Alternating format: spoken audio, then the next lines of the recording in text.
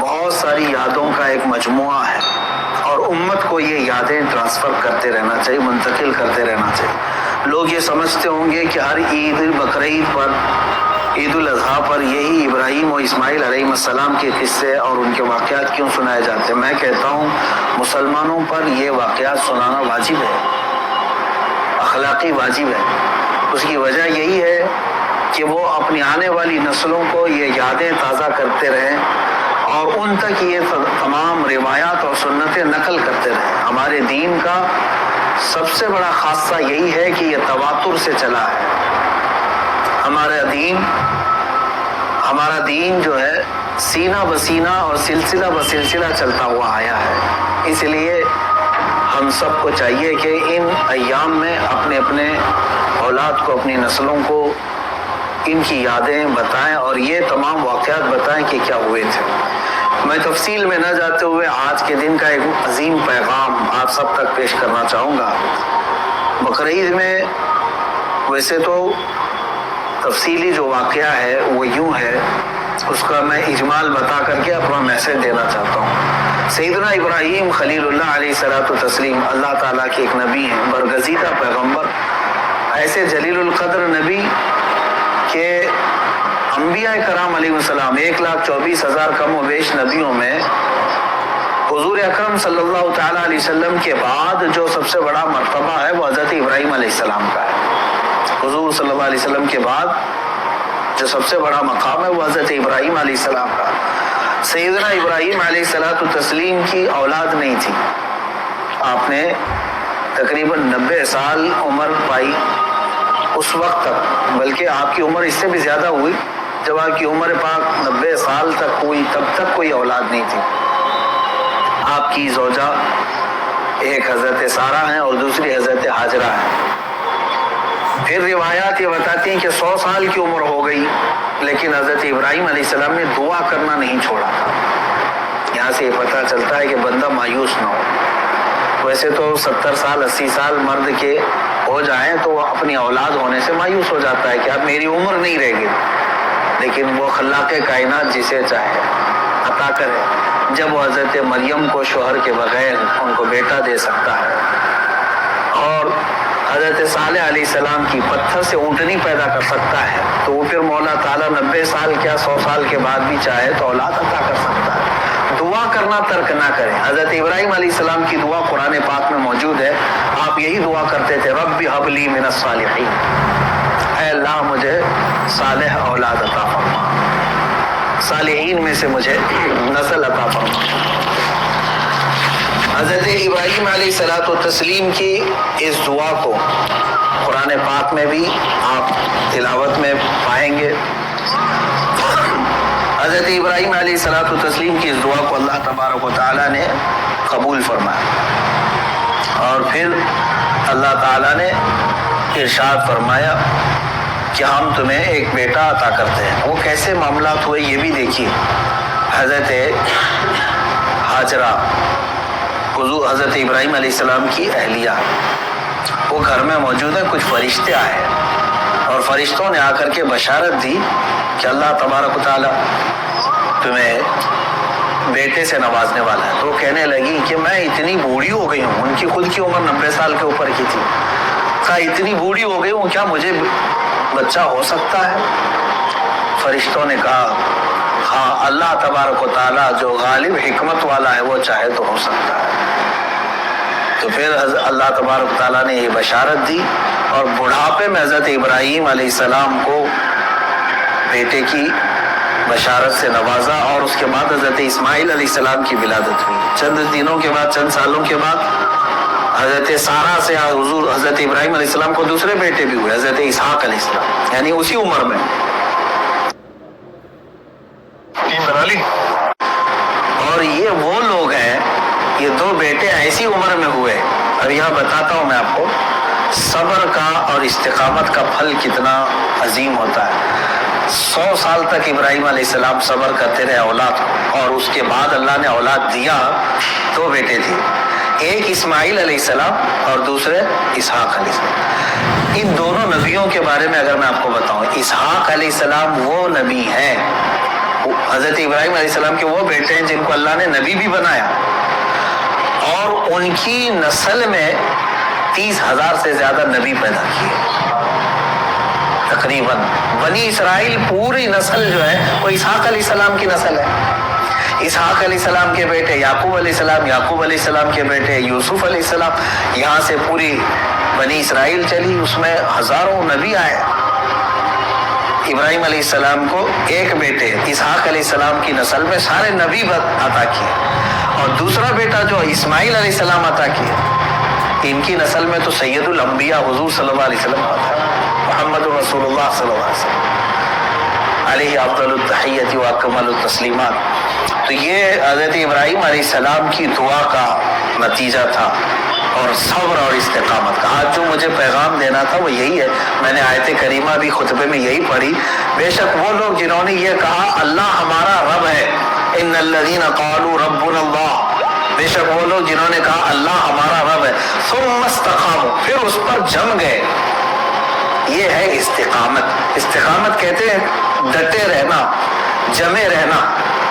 اب اس کے متعلق جو قرآن کہتا ہے تتنزل علیہم الملائکہ، ان پر اللہ تعالیٰ فرشتے اتارتا ہے۔ کیا کہتے ہوئے آتے ہو فرشتے؟ اللہ تخافوا ولا تحزنوا، گھبراؤ مت، ڈرو مت، ہم تمہیں وہ بشارت دینے آئے ہیں جس جنت کا اللہ نے تم سے وعدہ کیا ہے۔ تھوڑے دن اور باقی رہو، تھوڑے دن اور جمے رہو، اور ڈٹے رہو۔ یہ استقامت کرتا ہے بندہ، استقامت پر فائز ہوتا ہے تو فرشتے اس کی مدد کے لیے اترتے ہیں۔ ہاں اتنا ہے کہ ہلا دیے جائیں گے، تمہاری خواہشات کے خلاف معاملات آئیں گے، تمہارے نفس کے خلاف معاملات آئیں گے، اسی پر جمے رہنے کا نام استقامت ہے۔ اور استقامت کا معنی اتنا عظیم ہے کہ صوفیہ اکرام نے کیا فرمایا معلوم ہے؟ الاستقامت فوق الکرامت، عربی میں فرمایا استقامت جو ہے یہ کرامت سے بھی بڑھ کر کے ہے۔ لوگ کہتے ہیں نا کرامت، کرامت کا مطلب اکثر لوگوں نے ہی سمجھا کہ وہ انہونی چیز دکھانا، یعنی جو ایسی چیز جو جس کو دیکھ ہی نہیں پائے، ہوا میں کوئی اڑ کے دکھا رہا ہے، پانی پہ کوئی چل کے دکھا رہا ہے، تو اس کو بہت سارے لوگ کیا سمجھتے ہیں؟ یہی کرامت ہے، محیر العقول چیز ہے، یعنی جو عقل کو عاجز کر دے۔ اور فرمایا گیا ان کرامتوں سے سب سے بڑھ کر کے استقامت ہے، یعنی شریعت پر جمے رہنا، ڈٹے رہنا۔ میں اس پر آتا ہوں، حضرت ابراہیم علیہ السلام کے اس واقعے کو میں مختصر کرتا ہوں۔ بیٹا ہوا، 100 سال تک صبر کرنے کے بعد پھر اللہ تبارک تعالیٰ نے امتحانات ایسے لیے کہ ابراہیم علیہ السلام کو ترک وطن کرنا پڑا ہے، یعنی آپ کا ایک شہر جو ہے بابل تھا، عراق، واقعہ تفصیل سے آپ کو پھر کبھی، وہاں آپ کو ہجرت کرنا پڑا، وہاں سے وطن چھوڑ دیا آپ نے، آپ کو جان کی بازی بھی لگانی پڑی، آگ میں آپ کو ڈالا گیا ہے، جان کے ساتھ بھی آپ کا امتحان ہوا، اس میں بھی آپ استقامت پر تھے۔ جب آپ کو نمرود آگ میں پھینک رہا تھا، جبرائیل علیہ السلام آئے اس وقت اور پوچھنے لگے الک حاجت یا خلیل اللہ، اے اللہ کے خلیل کوئی حاجت ہو تو بتائے۔ تو حضرت ابراہیم علیہ السلام آگ میں پھینکے جا رہے، اس وقت بھی کیا کہتے ہیں؟ ہاں ہے حاجت لیکن اللہ سے، میرا مولا میرے ساتھ ہے۔ یہ استقامت اور توکل کا اعلیٰ درجہ۔ تیسرا جو ہوا آپ کے ساتھ وہ اولاد، اور آپ کو یہ بھی میں بتا دوں کہ اب اولاد دیا اللہ تعالیٰ نے، پھر حکم یہ فرمایا، خواب میں حضرت ابراہیم علیہ السلام کو یہ کہا گیا کہ آپ اپنے بیٹے کی قربانی دیں اللہ کی بات۔ لیکن ابراہیم علیہ السلام نے خواب میں دیکھا تو اس کے بدلے میں آپ نے جانتے ہیں تقریباً آپ نے 100 اونٹوں کو ذبح کر دیا، اونٹ ذبح کیے، شاید اس خواب کی تعبیر یہ ہو۔ دوسرے دن پھر خواب وہی آیا، پھر آپ نے ذبح کیے، تیسرے دن پھر خواب آیا، تب آپ نے یقین کے ساتھ یہ فرمایا کہ مجھے میرے بیٹے اسماعیل کی ہی قربانی کا حکم دیا جا رہا ہے۔ پھر حضرت ابراہیم علیہ السلام، یعنی اونٹوں کے ذبح کرنے میں مال بھی تو کتنا قربان ہوا۔ تو اب میں جو بتانا چاہ رہا ہوں اب وہ آخری بات سنیں۔ اسماعیل علیہ السلام کو بلایا اپنے قریب، جب ابھی حضرت اسماعیل علیہ السلام کی عمر پاک شباب کو نہیں پہنچی تھی، جوانی کے قریب آ رہی تھی، بلا کر کے کہنے لگے کہ انی ارا فی المنام انی اذبحک، اے اسماعیل میں نے خواب میں دیکھا ہے اور اللہ کا حکم یہ پایا ہے کہ میں تمہیں ذبح کر رہا ہوں، تم کیا کہتے ہو؟ حضرت اسماعیل علیہ السلام نے کیا کہا؟ یا ابت افعل ما تؤمر ستجدنی انشاءاللہ من الصابرین۔ اے میرے والد گرامی، آپ کو جس بات کا حکم دیا گیا ہے وہ کر جائیے، آپ انشاءاللہ آپ مجھے صبر کرنے والا پائیں گے۔ اسماعیل علیہ السلام بیٹے کو کوئی یہ کہے، اب یہ اسی کے لیے شاعر نے یہ کہا ہے، یہ مکتب کی کرامت تھی کہ فیضان نبوت تھا، سکھائے کس نے اسماعیل کو آداب فرزندی۔ ہاں بہرحال اب جو معاملہ پیش آیا وہ پتہ ہے آپ کو، حضرت اسماعیل علیہ السلام کو لے گئے مینا میں، وہ جگہ آج بھی باقی ہے جہاں حجر اسماعیل کہہ کر کے ایک پتھر رکھا گیا ہے، وہاں پر اسماعیل علیہ السلام کو لٹایا گیا۔ ابراہیم علیہ السلام نے اپنی آنکھوں پر پٹی باندھ دی، ان کے ہاتھ پیر کو باندھ دیا، اور اس کے بعد تیز چاقو سے ان کے گردن پر چھری چلائی، لیکن چھری نہ چلی۔ روایات یہ بتاتی ہیں کہ آپ نے اس چھری کو پتھر پر مارا، پتھر دو ٹکڑے ہو گیا، کٹ گیا، لیکن نرم اور نازک گلا نہیں کٹا، 2 مرتبہ نہیں کٹا۔ تیسری مرتبہ آپ نے زور سے چلایا تو کٹ گیا مگر گلا نہیں۔ اللہ تبارک و تعالیٰ کے حکم سے جبرائیل علیہ السلام ایک دمبا جنت سے لے آئے اور اسماعیل علیہ السلام کو وہاں سے ہٹا کر کے دمبا رکھا، دمبا ذبح ہو گیا۔ اسماعیل علیہ السلام کھڑے رہے۔ ابراہیم علیہ السلام جب ذبح کر چکے تو اپنی آنکھوں سے پٹی ہٹا کر کے آپ اللہ کا شکر ادا کر رہے تھے کہ اے مولا تیرا جو حکم تھا وہ میں نے مکمل کر دیا۔ تو جب آپ نے پٹی ہٹا کر کے دیکھی تو بکرا ذبح ہے اور اسماعیل علیہ السلام سلامت ہے، تو رب تبارک و تعالیٰ نے یوں ارشاد فرمایا، قد صدقت الرؤیا یا ابراہیم، اے ابراہیم تو نے ہمارے بتائے ہوئے خواب کو سچ کر دکھایا۔ وَنَادَيْنَاهُ بِذِبْحٍ عَظِيمٍ، ہم نے اسماعیل کو ذبح عظیم کے نام سے پکارا۔ اللہ تعالیٰ نے فرمایا، اللہ تبارک و تعالیٰ یہ امتحان لے رہا تھا۔ یہ انبیاء اکرام علیہ الصلاۃ والتسلیم کے ساتھ ہے، ایسا نہیں ہے کہ سارے لوگ یہ کر پائیں گے۔ وہ اس درجے کے ایمان والے تھے، ان کو اسی انداز سے امتحان لیا گیا۔ اب جو بات 2 چیزیں عرض کرنی ہے، پہلی بات تو یہ ہے کہ بعض مفسرین نے اور عاشقان رسول نے اس میں پیارا نقطہ یہ بیان فرمایا، گلا نہ کٹنا، ذبح نہ ہونا کیا وجہ تھی؟ تو فرمایا گیا اس لیے کہ اسماعیل علیہ السلام کی پیشانی میں نور محمدی تھا۔ حضور اکرم صلی اللہ تعالیٰ علیہ وسلم کا نور پاک تھا، انہی کی نسل میں حضور تشریف لائے، ابھی دنیا میں نور محمدی کو آنا تھا۔ اب بعض مفسرین اس بات پر ہی نہیں رکتے بلکہ ان تمام چیزوں کو اوپر تک لے جاتے ہیں۔ ابراہیم علیہ السلام کو آگ نے نہیں جلایا، وہاں پہ بھی نور محمدی ان کی پیشانی میں تھا۔ نوح علیہ السلام کی کشتی غرق نہیں ہوئی اس لیے کہ نوح علیہ السلام کی پیشانی میں بھی نور محمدی تھا۔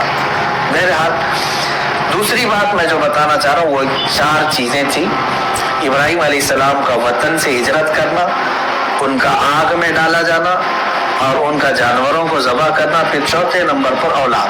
کوئی بھی انسان اپنی زندگی میں 4 چیزوں سے بے انتہا محبت کرتا ہے، 4 چیزیں اس کی بہت محبوب ہوتی ہیں۔ پہلی چیز اس کا وطن، جہاں پر پیدا ہوا، جہاں رہ رہا ہے، اس سے وہ محبت کرتا ہے۔ دوسری چیز وہ اپنے مال سے محبت کرتا ہے۔ تیسری چیز وہ اپنی اولاد سے محبت کرتا ہے۔ چوتھی چیز وہ اپنی جان سے محبت کرتا ہے۔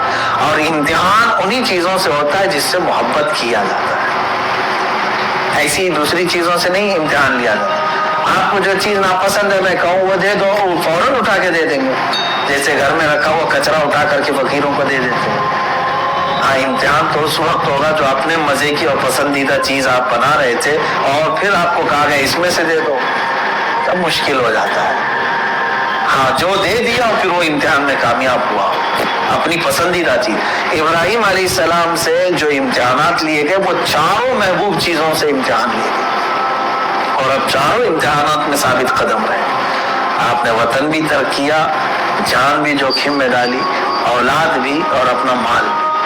پھر اللہ تبارک و تعالیٰ نے اس عظیم مقام پر آپ کو فائز فرمایا جو حضرت ابراہیم علیہ السلام کو آج بھی کیا لقب من ابو الانبیاء کہا جاتا ہے۔ ابو الانبیاء یعنی نبیوں کے باپ ہیں۔ اب عزیزان گرامی، ان واقعات میں میرے سنانے کا مقصد یہ تھا کہ ہمارے بچوں تک یہ واقعہ پہنچ جائے تفصیل سے، پھر آپ اپنے گھروں میں اپنی اولاد کو سنائیں ضرور۔ لیکن اس پورے واقعے سے ایک جو جذبہ ملتا ہے وہ ہے استقامت کا۔ یہی میرا میسج ہے آج کا، یہی میں پیغام دینا چاہتا ہوں۔ آج کے دن میں اتنا ہی کہوں گا کہ آج جانور ذبح کر کے گوشت کھا لینا اور اپنے آپ کو خوشیوں میں گوشت کے الگ الگ ڈشیں بنا کر کے عید میں مشغول کر لینا، یہ عید کا مقصد نہیں ہے۔ عید کا اصل مقصد ہے اللہ کو راضی کرنا۔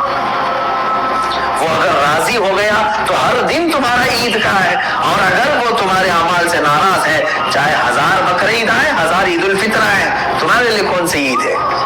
رب تعالیٰ اگر تم سے ناراض ہے، کون سی عید ہے؟